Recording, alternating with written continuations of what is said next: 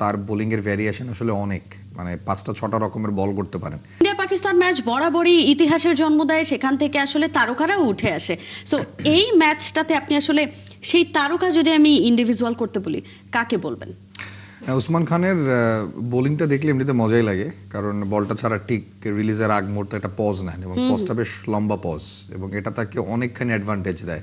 ধরেন বলটা তিনি কোথায় ফেরবেন লাস্ট মিনিটে ডিসাইড করতে পারেন, এবং তার বোলিংয়ের ভ্যারিয়েশন আসলে অনেক, মানে 5-6টা রকমের বল করতে পারেন।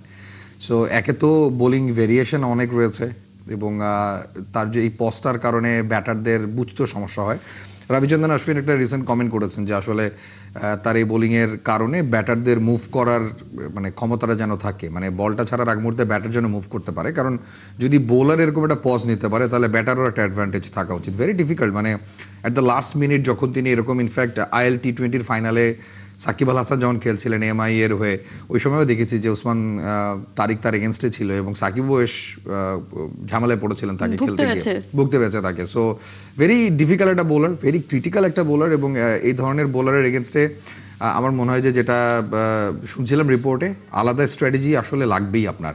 তো সবচেয়ে বড় ব্যাপার হচ্ছে পাকিস্তানের এগেনস্টে ম্যাচ ভারতরা এমনিও অনেক সিরিয়াসলি নেয় ইন্ডিয়া, এবং এই ধরনের বোলার যিনি মাত্র 3-4টা ম্যাচে 10-এর উপর উইকেট তিনি তার ট্যালিতে নিয়ে ফেলেছেন, যার বোলিংটা খুব মিস্ট্রি, এবং এই ধরনের বোলার হয়ে উঠতে পারেন ট্রাম্প কার্ড, সব কিছু যদি বিবেচনা রয়েছে, আমি মনে করি যে ভারত খুব সিরিয়াসলি নিয়েছে, এবং মানে অবভিয়াসলি তারা এটা মেক শিওর করবে যেন উসমান তারিক কোনোভাবে আজকের ম্যাচের one of the Trump card না হন।